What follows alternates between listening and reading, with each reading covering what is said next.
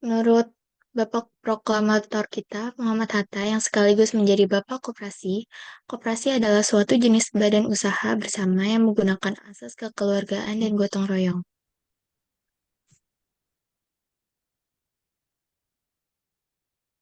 Nah, menurut para ahli, yang pertama ada menurut Arifinal Caniago mengartikan koperasi sebagai suatu perkumpulan yang bekerja sama dalam menjalankan sebuah usaha secara kekeluargaan guna meningkatkan kesejahteraan anggotanya. Pengelolaan sebuah koperasi, para anggotanya dapat dengan bebas untuk keluar dan masuk dari badan usaha tersebut. Dan yang kedua, menurut Munker, adalah organisasi berasaskan tolong-menolong yang mengelola urus niaga secara berkelompok. Tujuannya meningkatkan urusan ekonomi, berbeda dengan asas gotong royong yang bertujuan membangun kebutuhan sosial.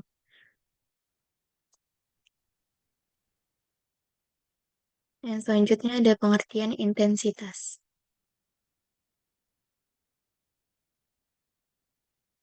Menurut KBBI, intensitas ialah keadaan tingkatan atau ukuran intensnya.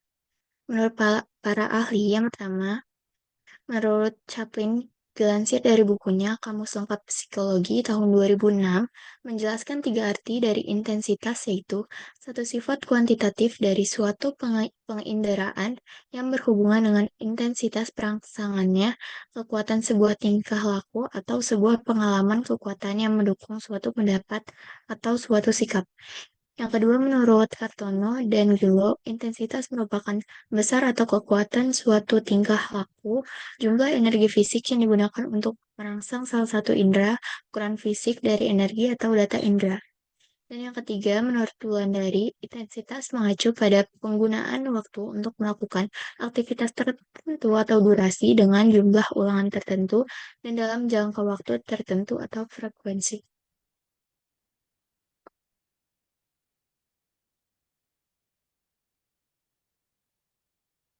Dan selanjutnya akan dipaparkan oleh rekan saya. Baik, selanjutnya ada pengertian insentif. Apa sih pengertian insentif? Di sini ada beberapa pengertian insentif menurut para ahli. Yang pertama, menurut Hasibuan, mengemukakan bahwa insentif adalah tambahan balas jasa yang diberikan kepada karyawan tertentu yang prestasinya di atas prestasi standar. Insentif ini merupakan alat yang dipergunakan pendukung prinsip adil dalam pemberian kompensasi. Lalu menurut Mangkunegara mengemukakan bahwa insentif itu merupakan suatu bentuk motivasi yang dinyatakan dalam bentuk uang atau dasar kinerja yang tinggi dan juga merupakan rasa pengakuan dari pihak organisasi terhadap kinerja karyawan dan kontribusi terhadap organisasi atau perusahaan. Lalu yang ketiga, menurut Handoko, mengemukakan bahwa insentif itu merupakan perangsang yang ditawarkan kepada para karyawan untuk melaksanakan kerja sesuai atau lebih tinggi dari standar-standar yang telah ditetapkan. Insentif ini pada hakikatnya adalah untuk meningkatkan motivasi bagi pegawai dalam berupaya mencapai tujuan-tujuan organisasi dengan menawarkan perangsang finansial di atas dan melebihi upah dan gaji dasar. Jadi, menurut pendapat para ahli di atas, bisa kita simpulkan bahwa insentif itu merupakan dorongan pada seseorang agar mereka tuh mau bekerja dengan motivasi seorang pegawai agar terciptanya suatu kinerja yang berkualitas sesuai dengan tujuan perusahaan. Boleh slide selanjutnya?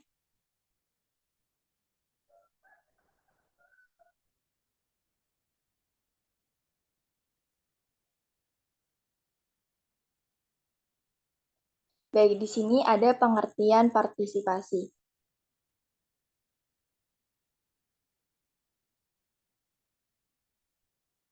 Secara hukum, anggota koperasi adalah pemilik dari koperasi dan usahanya, dan anggotalah yang mempunyai wewenang mengendalikan koperasi, bukan pengurus dan bukan pula manajer. Oleh karena itu, tidaklah salah jika dikatakan bahwa kunci keberhasilan koperasi terletak pada anggota.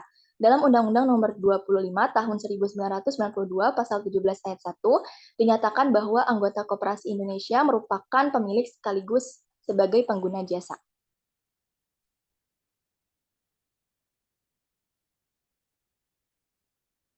Materi selanjutnya akan disampaikan oleh rekan saya.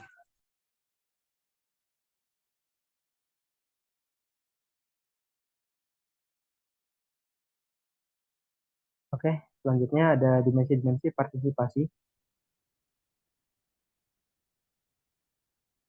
Boleh di next.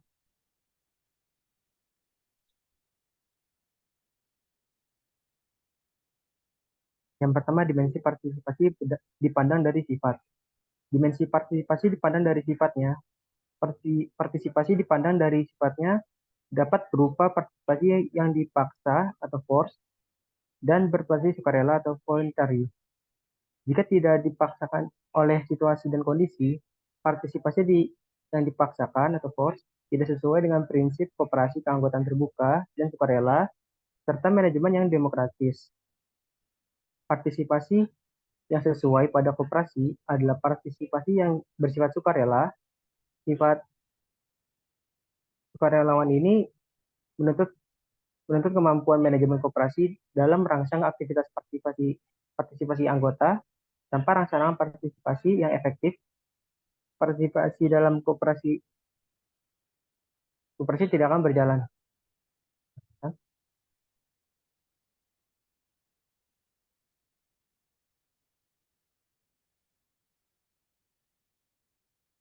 Yang kedua, dimensi partisipasi dipandang dari bentuknya. Partisipasi dipandang dari bentuknya dapat bersifat formal atau formal participation dan dapat pula bersifat informal atau informal participation. Pada partisipasi yang bersifat formal, biasanya telah tercipta suatu mekanisme formal dalam pengambilan keputusan dan dalam pelaksanaan setiap kegiatan, misalnya serikat pekerja, dewan pengurus. Pada partisipasi yang bersifat informal, biasanya hanya terdapat persetujuan lisan antara atasan dan bawahan dalam bidang-bidang partisipasi. Pada koperasi kedua, bentuk partisipasi ini bisa dilaksanakan secara bersama-sama. Manajemen koperasi bisa merangsang partisipasi anggota secara formal maupun informal tergantung situasi dan kondisi, serta aturan partisipasi yang diberlakukan.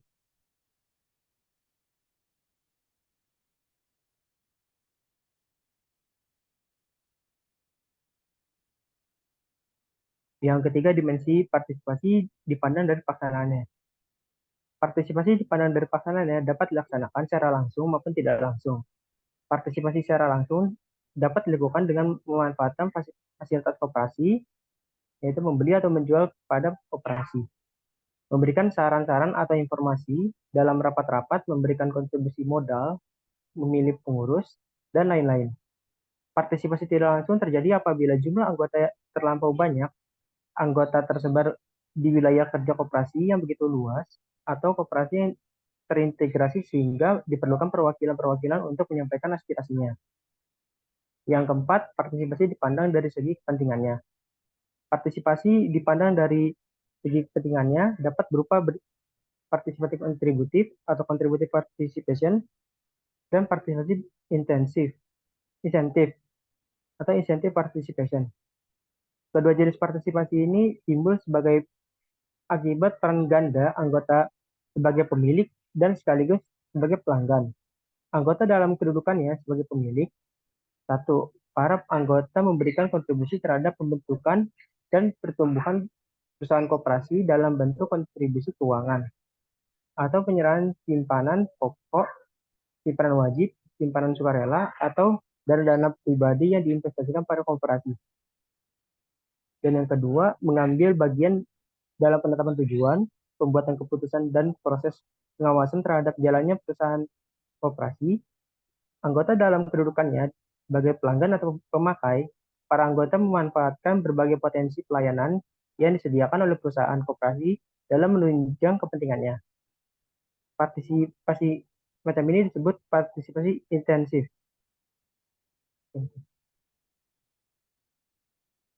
Selanjutnya akan dijelaskan oleh teman saya.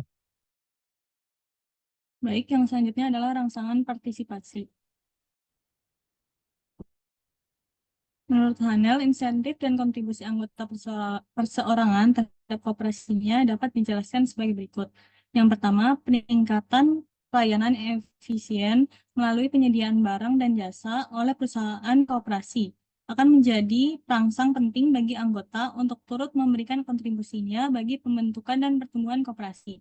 Nah, dalam hal ini, intensitas perangsang yang dikehendaki para anggota itu sangat berkaitan erat dengan seberapa jauh barang dan jasa tersebut.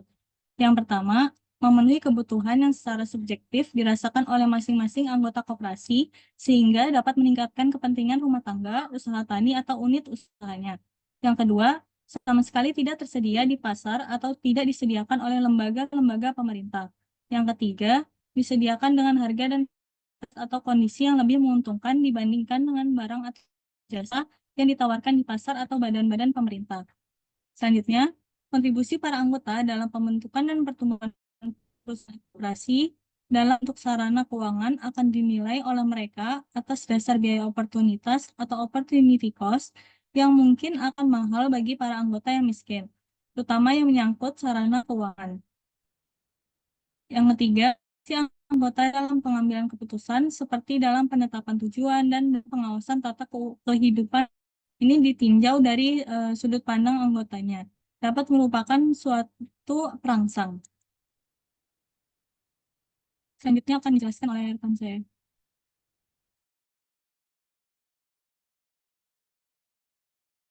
Baik, selanjutnya ada jenis-jenis insentif menurut ahli.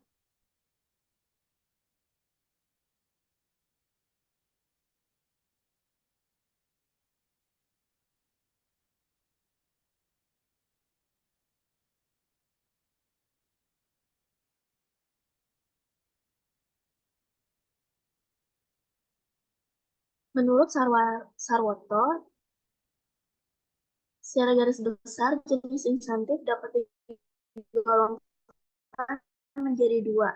Yang pertama, insentif atau finansial. Ada bermacam-macam cara dalam memberikan balas jasa kepada karyawan untuk pekerjaan yang telah dilaksanakan. Balas jasa seorang pekerja dapat didasarkan pada dengan jumlah tertentu yang dibayarkan per bulan kepada seorang karyawan. Cara ini dapat digunakan bila mana bersangkutan. B. Hasil pekerjaan. Diwujudkan dalam bentuk pembayaran yang dibayarkan berdasarkan besar kecilnya hasil pekerjaan. C. Gabungan waktu. Diwujudkan dalam bentuk kombinasi antara waktu dengan hasil pekerjaan yang dihasilkan pekerja yang dilaksanakan dengan baik. Bisa di next.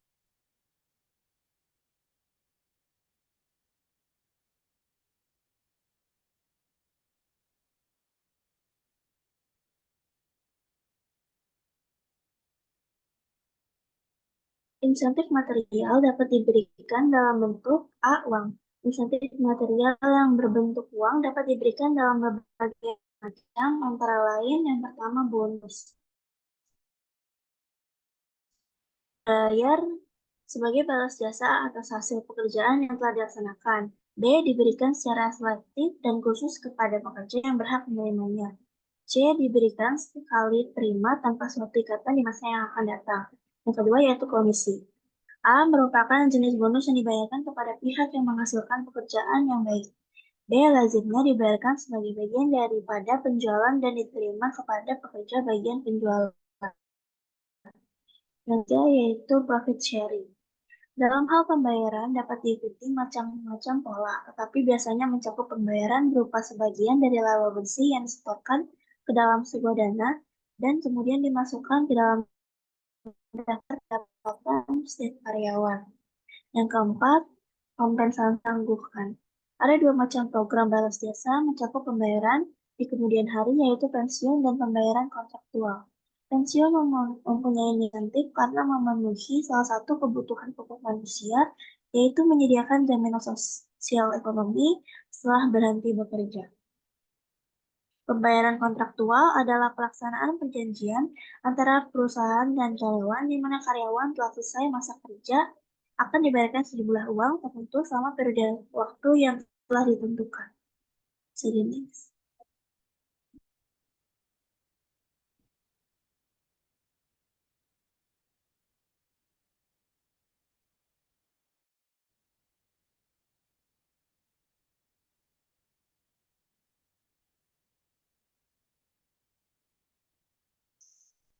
B. Jaminan sosial.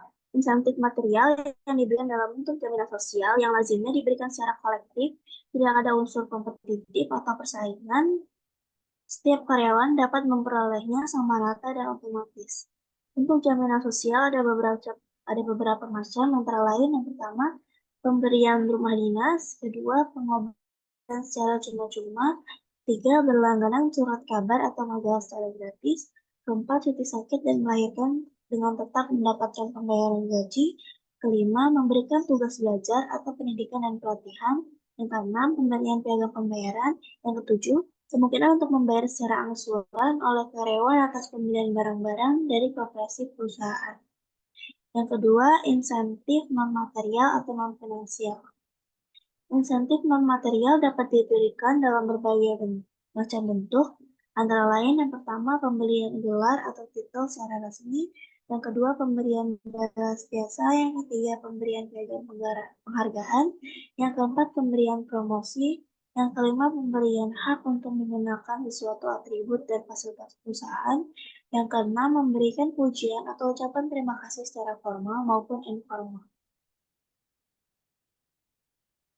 Untuk materi selanjutnya akan dijelaskan oleh rekan saya.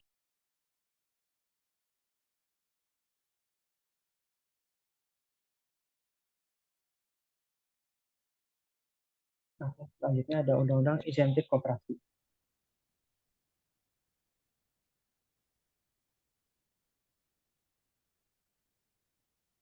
Yang pertama ada Undang-Undang Nomor 25 Tahun 1992 tentang perkoperasian. Itu pasal 3 ayat 1 menyebutkan bahwa koperasi sebagai bahan badan usaha berbadan hukum yang berlandaskan asas kekeluargaan. Yang kedua, pasal 33 ayat 2 menyebutkan bahwa koperasi bertujuan untuk kesejahteraan anggota pada khususnya dan masyarakat pada umumnya. Yang ketiga, ada pasal 34 menyebutkan bahwa koperasi berhak mendapatkan insentif dari pemerintah. Yang kedua, ada peraturan pemerintah nomor 7 tahun 2021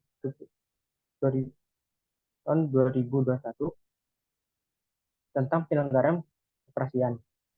Pasal 48 ayat 1 menyebutkan bahwa pemerintah dapat memberikan insentif kepada koperasi dalam bentuk kemudahan perizinan berusaha. Yang kedua, bantuan permodalan. Yang ketiga, fasilitas pemasaran. Yang keempat, pendidikan dan pelatihan. Yang kelima, konsultasi dan pendampingan. Yang keenam, akses informasi. Yang ketujuh, penghargaan. Yang ketiga itu ada Peraturan Menteri Koperasi dan Usaha Kecil Menengah Republik Indonesia Nomor 12 Tahun 2021 tentang tata cara pemberian insentif perpajakan bagi koperasi. Pasal 3 ayat 1 menyebutkan bahwa insentif perpajakan bagi koperasi meliputi yang pertama ada pengurangan hasil neto, yang kedua pengecualian hasil neto, yang ketiga ada penundaan pembayaran pajak, yang keempat pengurangan angsuran pajak.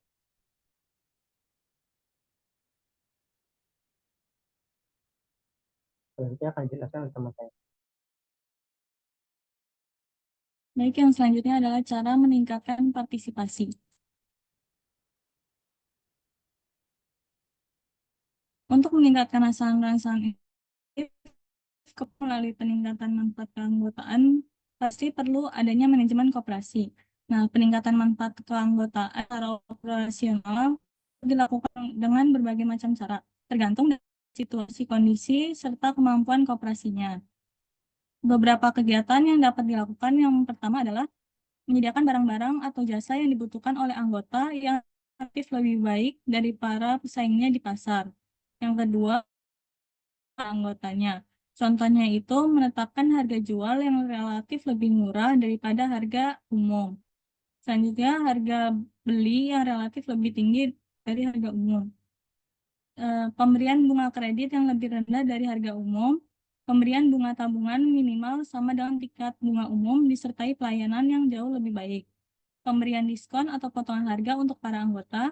Menurunkan biaya yang harus diberikan anggota pada saat pembelian barang atau penjualan bahan melalui pelaksanaan pembelian atau penjualan di tempat pelayanan anggota yang mendekati tempat tinggal anggota. Yang ketiga, menyediakan barang-barang yang tidak tersedia di pasar bebas wilayah koperasi atau tidak disediakan oleh pemerintah. Yang keempat, berusaha memberikan dividen per anggota SHU per anggota yang meningkat dari waktu ke waktu. Kelima, memperbesar alokasi dana dari aktivitas bisnis koperasi non-anggota melalui pemberian kredit dengan bunga yang relatif lebih murah dan jangka waktu pengembalian lebih lama. Yang terakhir, menyediakan berbagai tunjangan di lampu kepada keanggotaan, seperti tunjangan hari raya, tunjangan kesehatan, dan lain-lain. Rangsangan partisipasi anggota dalam pengambilan keputusan dan pembuatan program koperasi juga menjadi faktor dalam meningkatkan partisipasi koperasi. Apa cara yang dapat dilakukan? Jelaskan maksud, tujuan keputusan yang akan dikeluarkan. Yang kedua, meminta tanggapan dan saran tentang perencanaan dan keputusan yang akan dikeluarkan. Dan yang terakhir adalah memberikan kesempatan yang sama kepada setiap anggota dalam pengambilan keputusan. Materi yang selanjutnya akan dijelaskan oleh rekan. Baik, selanjutnya pengaruh insentif terhadap partisipasi anggota koperasi.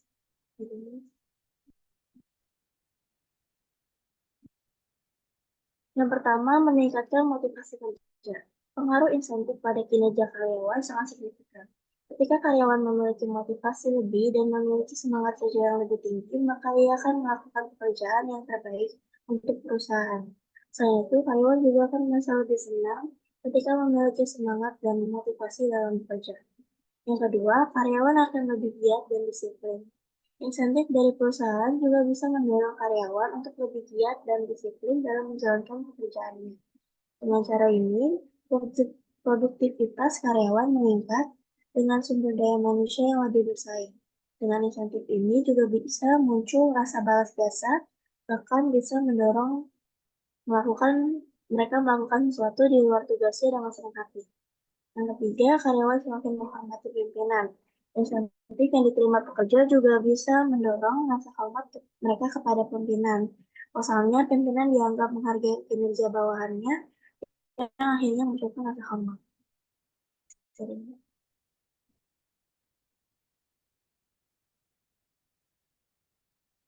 Empat, meningkatkan rasa memiliki karyawan pada perusahaan. Rasa kepemilikan karyawan pada perusahaan bisa semakin besar dengan pemberian insentif ini. Pasalnya, dengan cara ini, perusahaan tidak hanya menuntut bawahannya untuk bekerja, tetapi turut memberi penghargaan atas setiap prestasi yang diraih. Hubungan antara karyawan pun bisa semakin baik. Yang kelima, tanda balas jasa. Selain itu, karyawan juga akan merasa bahwa prestasi dan usaha yang dilakukan bisa diukur tak hanya secara kualitatif, tetapi juga kuantitatif. Insentif juga menjadi bukti nyata atas balas jasa dari kerja keras karyawan dalam bentuk bonus uang. Karyawan juga tidak segan untuk bekerja lebih pada perusahaan yang meningkatkan kemampuan profesi yang dibutuhkan demi mendapatkan pendapatan tambahan. Yang keenam, karyawan akan merasa dihargai. Prestasi yang berhasil diraih oleh karyawan adalah hasil dari kerja keras maupun jerih payahnya untuk memajukan perusahaan. Dengan begitu, seorang karyawan yang telah melakukan upaya tersebut tentu akan merasa senang apabila mendapatkan penghargaan atas hasil kerjanya. Insentif dapat menjadi bentuk penghargaan maupun tanda terima kasih dari perusahaan atas hasil kerja karyawannya. Karena komitmen dari seorang karyawan diukur secara kualitatif maupun kuantitatif melalui pemberian insentif.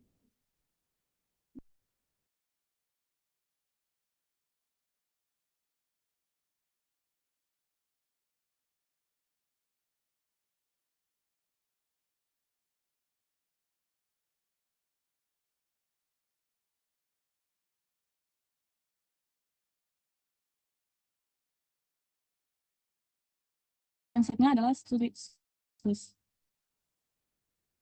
Yang pertama, analisis hubungan kinerja, partisipasi, dan manfaat bagi anggota koperasi. Studi kasus KUD Puspa Mekar Kabupaten Bandung Barat. Puspa Mekar terletak di Kecamatan Parang, Kabupaten Bandung Barat. yang memiliki bisnis utama pengembangan.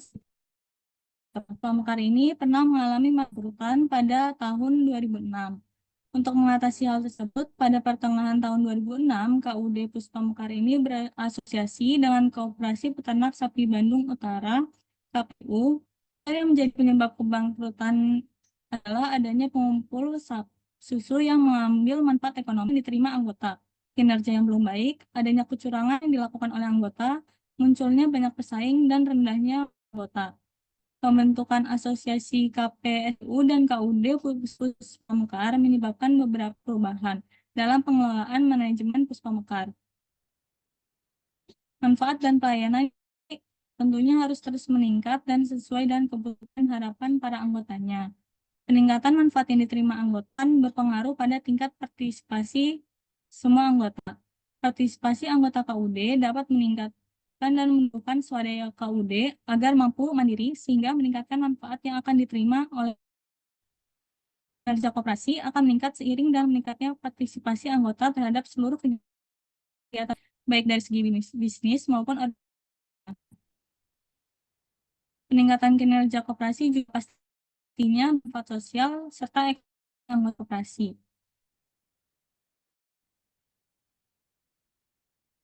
Hubungan antar akan memudahkan KUD Puspamekar untuk membuat kebijakan yang dapat mencegah pengembangan koperasi.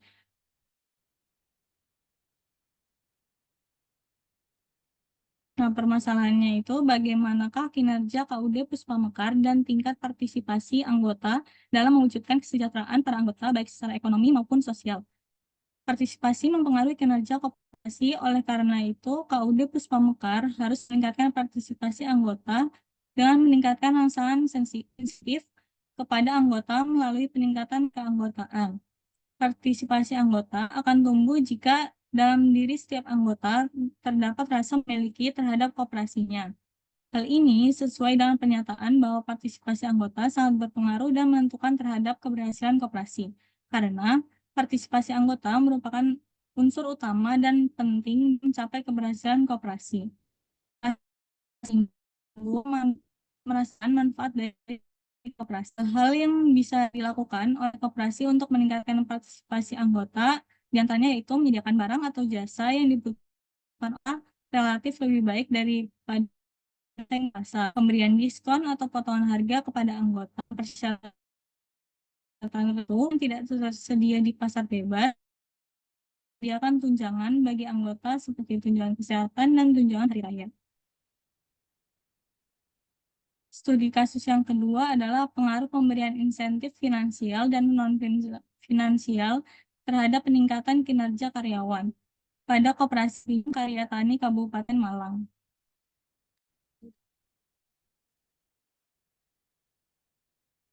Pada KSP Karya Tani menggambarkan bahwa insentif finansial dan non-finansial belum sepenuhnya diperhatikan dan diterapkan secara maksimal. Hal tersebut bisa dilihat dari besarnya bonus serta komisi yang diterima oleh seluruh karyawan serta diterima oleh karyawan itu belum semuanya memenuhi harapan mereka. Pimpinan Koperasi Simpan Pinjam Karya Tani dalam memberikan insentif finansial dan non-finansial hanya berdasar pada acuan yang beliau sendiri, tidak mengikuti arahan yang sudah diberikan oleh Dinas Koperasi dan UMKM Kabupaten Malang. Hal tersebut berbanding lurus dengan sebagian karyawan yang memiliki kinerja yang rendah. Rendahnya kinerja ini ditunjuk dari lemahnya mereka dalam penyelesaian suatu pekerjaan. Selain itu, kondisi yang ada juga menunjukkan bahwa motivasi yang dimiliki karyawan itu relatif lebih rendah. Tergambar dari kinerja sebagian karyawan yang tiap bulannya itu mengalami penurunan. Selain itu, banyak terlihat karyawan yang masih kurang disiplin dalam melakukan atau menyelesaikan suatu pekerjaan. Keadaan ini itu dapat dilihat dari lambat penyelesaian suatu pekerjaan yang seharusnya dapat diselesaikan dengan cepat serta tingkat keakuratan data yang dilaporkan terhadap pimpinan koperasi. Positif dan signifikan tersebut menunjukkan bahwa dengan semakin meningkatnya insentif finansial dan non pada setiap karyawan, maka dengan sendirinya kinerja para anggota koperasi itu akan mengalami penurunan. Sesuai pernyataan dari Haryanja yang menerangkan bahwa insentif merupakan salah satu faktor yang penting dalam meningkatkan kinerja, memotivasi karyawan, merangsang karyawan baru yang berkualitas untuk memasuki organisasi, aktivitas organisasi. Jika pimpinan koperasi harus menjaga jumlah sosial yang diberikan kepada setiap karyawan koperasi. Pimpinan KSP Karya Tani juga harus memperhatikan bentuk insentif finansial dan non-finansial yang diberikan kepada semua karyawan, meliputi jumlah bonus, jaminan sosial, pemberian pujian atas prestasi kerja yang telah dilakukan, kesempatan untuk pengembangan keahlian sebagai karyawan koperasi, dan memiliki kesempatan untuk promosi jabatan. Bila secara benar, pastinya tercipta suatu motivasi dalam bekerja, sehingga menimbulkan dampak baik bagi koperasi dengan adanya kinerja yang baik dan berkualitas dari karyawan.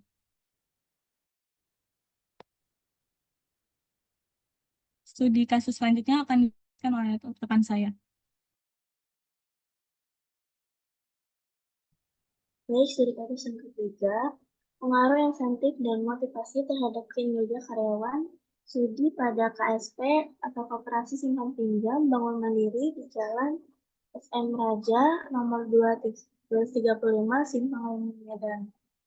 Perkembangan usaha dan organisasi perusahaan sangatlah bergantung pada produktivitas tenaga kerja yang ada di perusahaan.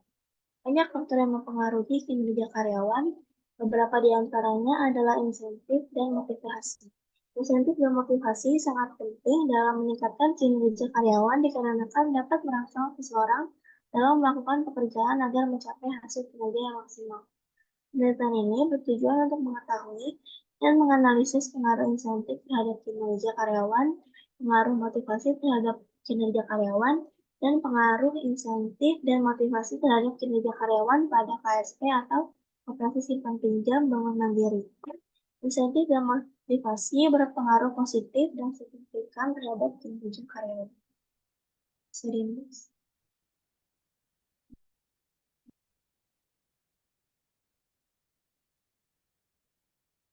Studi kasus 4. Pengaruh upah insentif, pelatihan, dan kemampuan kerja terhadap kinerja karyawan di Koperasi Simpan Pinjam atau KSP Artaguna Sejahtera Ponorogo. Penelitian ini dilakukan untuk mengetahui pengaruh upah insentif, pelatihan, dan kemampuan kerja terhadap kinerja karyawan di Koperasi Simpan Pinjam atau KSP Artaguna Sejahtera Ponorogo. Populasi penelitian ini adalah seluruh karyawan yang bekerja di Koperasi Simpan Pinjam atau KSP Artaguna Sejahtera Ponorogo yang berjumlah 35 karyawan. Jumlah sampel penelitian ini adalah menggunakan seluruh jumlah populasi yakni 35 karyawan, upah insentif, kegiatan pelatihan, dan kemampuan kerja yang memiliki pengaruh yang positif dan signifikan terhadap kinerja karyawan di Koperasi Simpan Pinjam KSP Artaguna Sejahtera Ponorogo. Untuk studi kasus selanjutnya akan dipaparkan oleh rekan saya.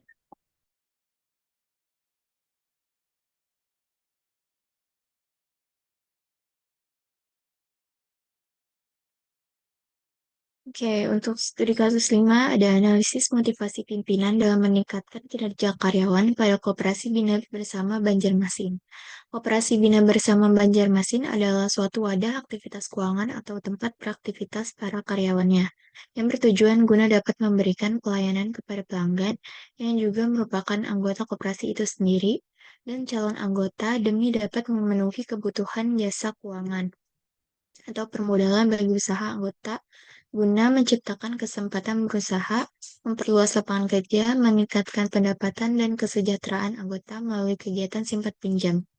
Koperasi Bina Bersama Banjarmasin seperti jumlah karyawan, tingkat absensi karyawan, struktur organisasi, dan lain-lain. Hasil dari penelitian ini adalah bahwa motivasi yang diberikan oleh Koperasi Bina Bersama Banjarmasin terhadap para bawahannya kurang memberikan respon untuk meningkatkan produktivitas kerja menuju profesionalisme di bidang sumber daya manusia dan umum melalui pendidikan dan latihan. Hal ini disebabkan kurangnya waktu, dana dan kesempatan serta kurangnya perhatian dari pimpinan terhadap inisiatif bawahan. Karena pengelolaan dan pelaksanaan keuangan merupakan pekerjaan yang tidak mudah dan membutuhkan keseriusan serta ketelitian dalam bekerja. Oleh karena itu, pemimpin hendaknya memberikan perhatian khusus kepada karyawan yang khusus mengenangani ketatausahaan dan perlu diberikan insentif di luar gaji pokok yang mereka terima. Pada Koperasi Bina Bersama Banjarmasin, khususnya bawahan sampai dengan saat ini, tidak ada yang menerima insentif khusus. Sehingga dapat dimaklumi apabila karyawan pada Koperasi Bina Bersama Banjarmasin belum sepenuhnya aktif dan mampu menjalankan tugas yang harus dikerjakan. Dari uraian tersebut diketahui bahwa dengan memberikan berbagai macam insentif kepada para karyawan, diharapkan dapat memberikan motivasi kepada setiap karyawan yang diharapkan pula akan meningkatkan efektivitas kerja para karyawan dan pada akhirnya akan membawa kesuksesan pada organisasi.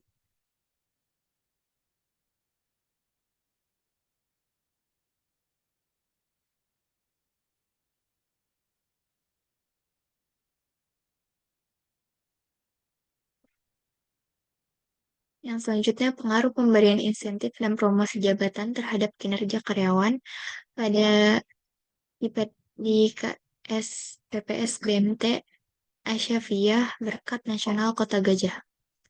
Pada KS PPS BMT Asyafiyah, pemberian insentif sudah ada sejak berdirinya koperasi tersebut. Namun, hanya sebatas pemberian insentif terhadap kantor BMT tersebut, baik dari kantor pusat maupun kantor cabang. Hal ini dilihat dari perusahaan atau koperasi tersebut mampu meningkatkan pendapatannya. Sehingga pada awal tahun 2018 mulai aktif diadakannya pemberian insentif dan promosi jabatan terhadap seluruh karyawan. Dalam hal ini, pemberian insentif memang diberikan kepada seluruh karyawan, namun seorang karyawan tersebut harus dapat mencapai target 50% dari target simpanan ataupun dalam pembiayaan. Reward yang diberikan adalah berupa uang dengan jumlah yang telah ditentukan dan piagam penghargaan. Sedangkan promosi jabatan dilakukan secara bertahap, yaitu naik satu tingkat di atas jabatan saat ini.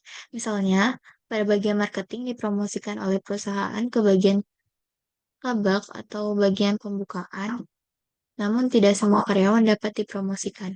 Adapun jika dalam waktu 3 triwulan karyawan tersebut tidak mampu mencapai target, maka akan diturunkan jabatannya. Selain itu, 7 jabatan seorang karyawan yang dapat dipromosikan hanya sampai batas pimpinan cabang. Pemberian insentif dan promosi jabatan ini sangat besar sekali pengaruhnya terhadap perusahaan.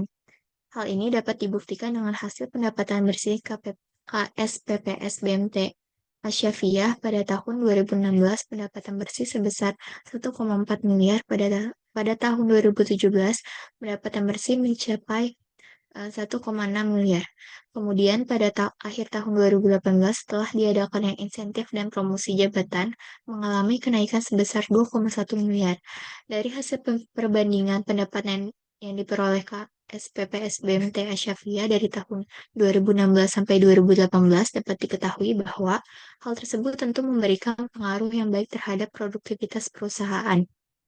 Dengan adanya pemberian insentif dan promosi jabatan ini, memberikan motivasi dan meningkatkan semangat kerja kepada seluruh karyawan agar dapat bekerja dengan baik dan semaksimal mungkin.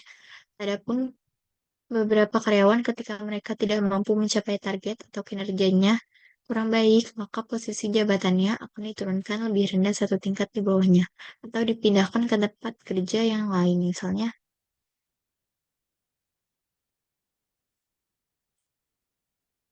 dari kantor pusat pindah ke kantor cabang, namun ada pula yang memilih mengundurkan diri daripada harus bertahan di perusahaan tersebut.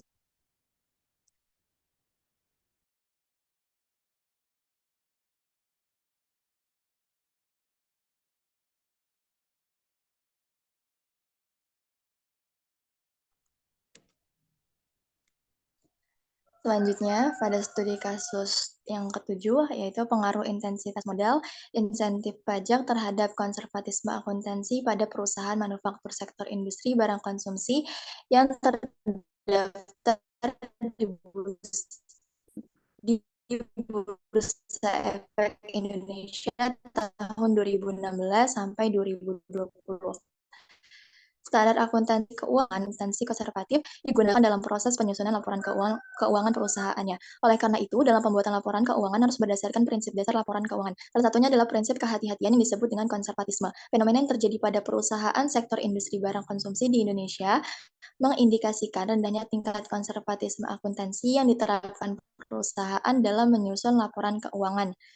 Sinabela dan Amelia menunjukkan bahwa intensitas modal berpengaruh negatif terhadap konservatisme akuntansi, berbeda halnya dengan penelitian yang dilakukan oleh Alfian dan Sabeni dan juga Susanto dan Ramadhani yang menyatakan bahwa intensitas modal berpengaruh positif, pajak semakin besar, maka cenderung memilih akuntansi yang lebih konservatif. Insentif pajak berpengaruh terhadap konservatisme akuntansi. Maka dari itu, intensitas modal secara parsial berpengaruh terhadap konservatisme akuntansi pada perusahaan manufaktur sektor industri barang konsumsi yang terdaftar di Bursa Efek Indonesia tahun 2016 sampai 2020 dan insentif pajak secara parsial berpengaruh terhadap konservatisme akuntansi pada perusahaan manufaktur sektor industri barang konsumsi yang terdaftar di Bursa Efek Indonesia pada tahun 2016 sampai dengan 2020.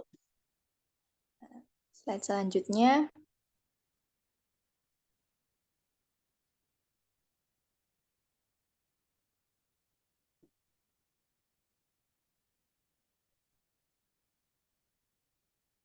Oke, studi kasus selanjutnya yaitu pengaruh kepemimpinan transformasional, lingkungan kerja, dan juga insentif terhadap disiplin kerja pada Koperasi Serba Usaha Tunas Setia Baru Kabupaten Pasuruan.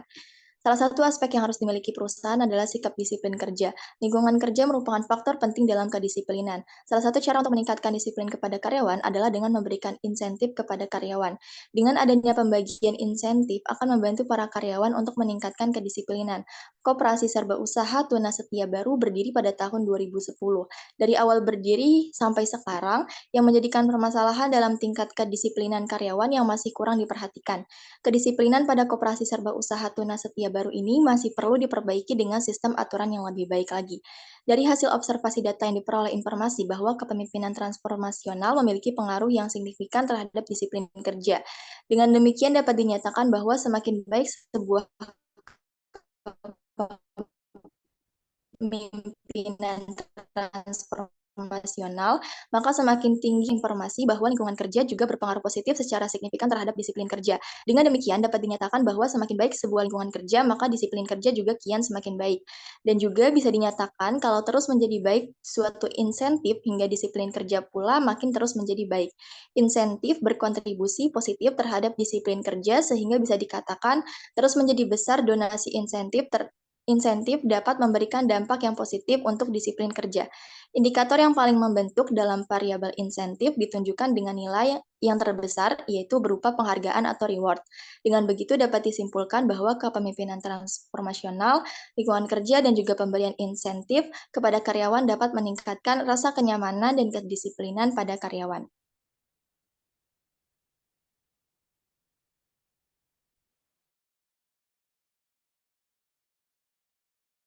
Oke, selanjutnya studi kasus yang ke-9, yaitu efektivitas pemanfaatan insentif pajak pada di masa COVID-19 bagi koperasi simpan pinjam di kota metro.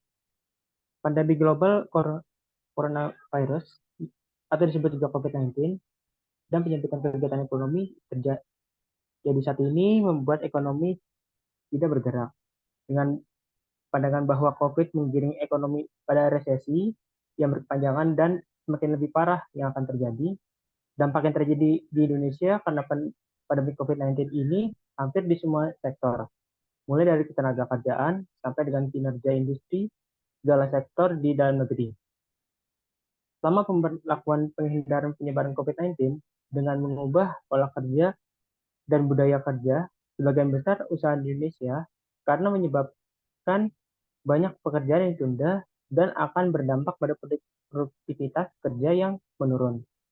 terlihat jelas pada pihak yang berdampak, yaitu di usaha mikro, kecil, dan menengah atau UMKM. Korporasi dan sektor keuangan, serta di rumah tangga juga terkena dampaknya. Karena berkepanjangan pandemi ini, sehingga menyebabkan menurunnya kinerja industri dalam hal pengolahan dan pengerjaan. Mulai dari produksi barang, permintaan produk baru, demikian juga terkait dengan tenaga kerjaan, yang mana sampai pekerja banyak yang dirumahkan dan karena pemutusan hubungan kerja atau PHK. Produk domestik bruto atau PDB per kapita Indonesia per tahun pada 2019 adalah 4,174,9 US dollar atau 59,1 juta, kurs rupiah 14,156 per US dollar. Dengan jumlah penduduk 267 juta jiwa, maka PDB Indonesia pada 2019 adalah sebesar 15.833,9 triliun. Semula diperkirakan sebesar 5,3% pertumbuhan ekonomi Indonesia pada 2020, namun sebagian kalangan memprediksi proyeksi pertumbuhan ekonomi Indonesia tidak akan tumbuh, tapi menurun di kisaran 2,1% dan negatif 3,5% sebagai dampak COVID-19. Maka pemerintah membuat kebijakan pajak yang dimaksudkan untuk memberikan insentif bagi wajib pajak atau WP yang terkena dampak wabah virus corona dengan menerbitkan PMK nomor 44 garis miring 2020 tentang insentif pajak untuk membantu dan melindungi wajib pajak yang terdampak dalam penurunan ekonomi saat ini. Beberapa insentif yang diberikan terkait pajak penghasilan atau PPH yang ditanggung oleh pemerintah, lalu pembebasan atas barang impor atau pajak penghasilan. Ada juga terkait pengurangan tarif angsuran pajak penghasilan dan percepatan restitusi. Kebijakan-kebijakan lain juga dibuat untuk mengurangi dampak pandemi COVID-19. Next.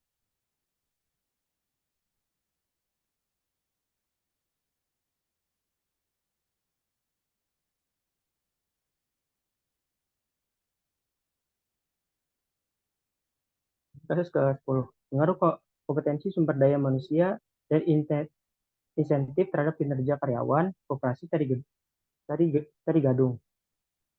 Saat ini koperasi mulai kurang nampaknya kinerja serta citra yang lebih baik, sehingga pembangunan koperasi pada masa saat ini kurang mendapatkan perhatian. Berdasarkan data Dinas Koperasi dan UKM Bali, hingga 2013 jumlah koperasi di Bali mencapai 5.217 unit. Jumlah koperasi yang berkualitas baru 68% dari jumlah tersebut. Berarti sebagian masih belum berkualitas dan hanya mengejar kuantitas. Tabanan memiliki ratusan koperasi baik yang berkecimpung dalam unit usaha simpan pinjam maupun jasa. Di tengah persaingan ketat ini, koperasi baru terus tumbuh di Tabanan. Adanya tambahan sejumlah koperasi baru ini menyebabkan jumlah koperasi yang ada di Tabanan menjadi 568 koperasi. Perkembangan koperasi simpan pinjam di Kecamatan Talamadeg Timur, Kabupaten Tabanan sangat pesat. Pembentukan koperasi pertama di Talamadeg Timur pada tahun 2003, yaitu di Desa Bantas, sampai tahun 2019 sudah berkembang menjadi 6 unit koperasi simpan pinjam. Pada tahun 2005 didirikan koperasi Desa Gadungan, dan sampai tahun 2019 sudah berdiri 4 unit koperasi. Pada tahun 2010, Desa Magati dan Beraban koperasi lagi dibentuk di Desa Tegal Mengkep pada tahun 2012. Pada tahun 2013 di Desa Dalang dibentuk 1 unit koperasi dan 2 unit koperasi di Desa Mambang atau Dekopedia Korlap Kecamatan Talamadeg Timur 2019. Koperasi Tari Gedung merupakan salah satu koperasi simpan pinjam yang ada di Tabanan. Koperasi Tari Gedung telah berdiri sejak 22 Oktober 2010 sampai sekarang masih tetap beroperasi. Koperasi ini berlokasi di Desa Gadungan, Kecamatan Salamada Timur, Kabupaten Tabanan, Bali. Koperasi ini bergerak di bidang simpan pinjam. Koperasi Tari Gedung ini mempunyai jumlah karyawan sebanyak 30 orang. Jumlah anggota pada Koperasi Tari Gadung tahun 2010 sebanyak 196 orang, dan sampai saat ini pada tahun 2018 sudah memiliki anggota sebanyak 615 orang. Jadi dari tahun 2010 sampai dengan 2018 terjadi peningkatan persentase jumlah anggota sebanyak 213%. Sebelum berdirinya Koperasi Tari Gadung, dana didapat dari adanya pernyataan Gapoktan. Kemudian dana itu dikelola dijadikan modal operasi Koperasi Tari Gadung. Dana yang dapat dari pernyataan Gapoktan berjumlah 105 juta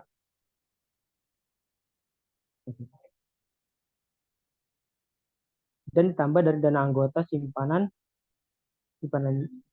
pokoknya 100.000 dan simpan wajibnya dimerung per bulan. Kompetensi sumber daya manusia memiliki pengaruh kinerja karyawan Koperasi Tari Gedung, terutama pada bidang pengetahuan yang dimiliki sesuai dengan tugas pokok dan tanggung jawab yang diberikan.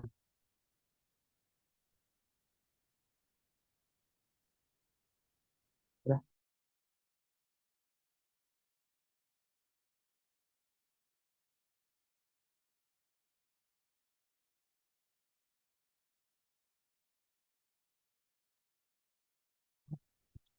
Sekian dari kelompok kami. Apakah ada yang ingin bertanya?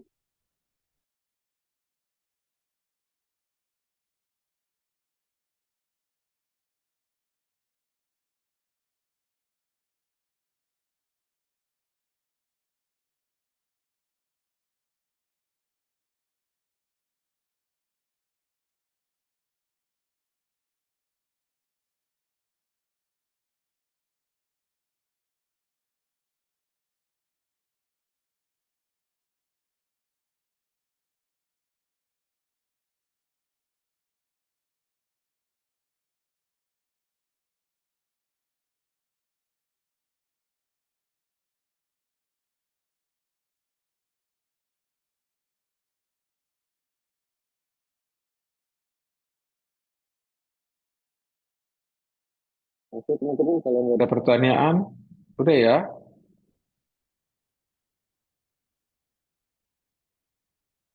Sudah Pak, sudah selesai presentasinya. Aku izin live ya teman-teman ya.